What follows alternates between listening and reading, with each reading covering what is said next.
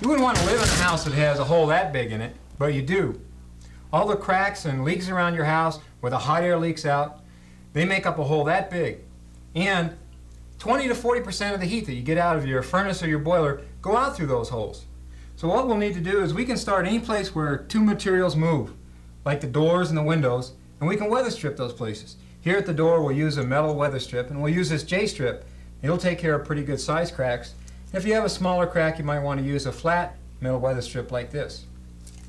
Now, on a steel casement window, you might need to use something like sticky back foam because while it's not as durable, it's about the only thing that will work there.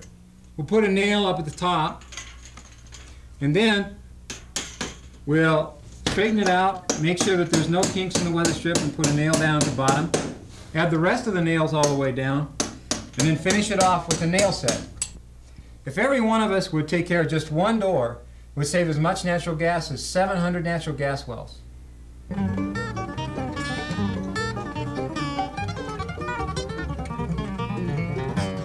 Well, we want to take care of all the holes that are in the walls of the house.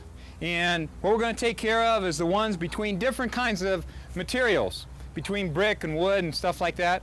We're going to do it with caulking. And the first question, of course, is how much are you going to save?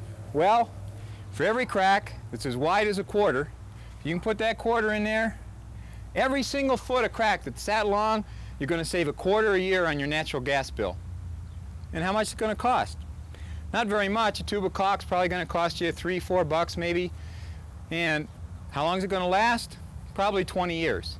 Because what we're going to do is we're going to use really good caulk, because we don't want to do this more than once, because it's just flat boring.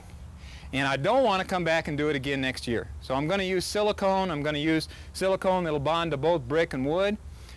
We'll draw a nice bead down here real slow. We watch it and we make sure that we've got a little bubble right in front that just keeps rolling over and over again. Now that makes a nice smooth bead. We have to make sure that the heat is delivered to the house. We can lose as much as 40% of our heat out of the ducts. We need to tape them and insulate them. Insulate the ducts.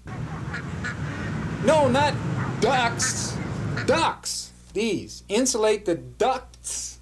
It's with a T. Having your furnace go off and on in short cycles can lose as much as 10% of your heat. We can make the furnace run longer by getting a smaller furnace, or we can do two things. We can cut down on the cycling losses by finding the fan switch. It's hidden behind a cover in your furnace, like that. All we need to do is to make the fan start earlier and run longer. So we'll move the pointers down to 90 and 120 degrees.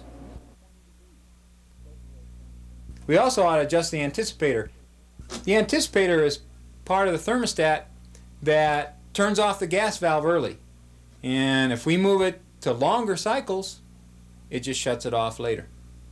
We did these things on about 500 furnaces, and we found that on the average, people save 12% of their heating bill.